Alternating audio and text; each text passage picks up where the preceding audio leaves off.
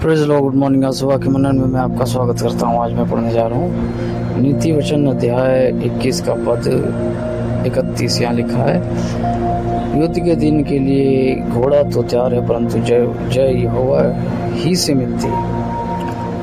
मेरे जी, जो जय का जो अर्थ है, सिंपल साधारण भाषा में अगर बात करें इस संसार में, कि हम हर चीज़ से जयवंत होना चाहते हैं, चाहे वो शारीरिक कोई बीमारी हो, अस्वस्थता हो, या परिवार की किसी आवश्यकता को लेकर, या गरीबी हो, या हमारी मानसिकता हो, बुरी मानसिकता हो, हम हर विषय में इस संसार में जयवंत होना चाहते हैं। हम अपने आप को जयवंत देखना चाहते हैं। हम अपने आप को इस संसार के अंदर हर क्षेत्र में सफल होते देखना चाहते हैं। लेकिन दुर्भाग्य से कई लोगों को ये जय मिलती है, कई लोगों को नहीं मिलती है। आज मैं आपसे बात करूंगा कि किस प्रकार से परमेश्वर अपने बंदों को, अपने लोगों को जय दिलाता है। मेरे जीजो, अगर आपने इस चैनल को अभी तक सब्सक्राइब नहीं किया है तो इस चैनल को सब्सक्राइब कर दें, ताकि आपको डेली मॉर्निंग डिवोशन मिलता रहे। परमेश्वर आपको बहुत आशीष दे। मेरे जीजो, जैसे यहाँ पर लिखा हुआ है कि किस प्रकार से हमें जय को प्राप्त करना है। दरअसल वचन कहता है जय यहोवा की ओर से मिलती है, परमेश्वर की ओर से मिलती है। कब मिलती है? जब हम उसकी ओर देखते हैं, जब हमारी आंखें उसकी ओर लगी रहती हैं। आपके हर क्षेत्र में आप जो कुछ काम करते हैं, परमेश्वर को स्मरण करके करें। यहाँ तक कि अगर आप कोई बुराई भी करते हैं तो परमेश्वर से पूछ कर करें कि परमेश्वर, इस बुराई को करूं या न करूं।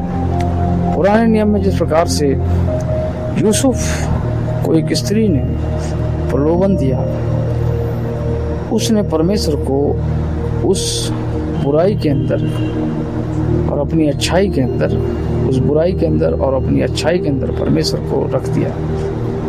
उसने कहा कि मैं ये सब बुराई परमेश्वर की दृष्टि में कैसे कर सकता हूँ। जब नाम परमेश्वर कहा जाता है तो मेरे चीज़ों, वहाँ पर हमें बल प्राप्त करता है, बल प्राप्त होता है और हम बुराई से बच जाते हैं। लेकिन दुर्भाग्य से जब हम बुराइयां इस संसार में करते हैं, हम परमेश्वर से नहीं पूछते। इस संसार में बहुत सारा ऐसा ग्रुप है, इस संसार में ऐसे समुदाय हैं जो एक दूसरे की निंदा करने के लिए बैठे हुए हैं, लेकिन आपको उनमें से नहीं बनना है। आज मैं आपको बताऊंगा कि जय जो है यहोवा से मिलती है।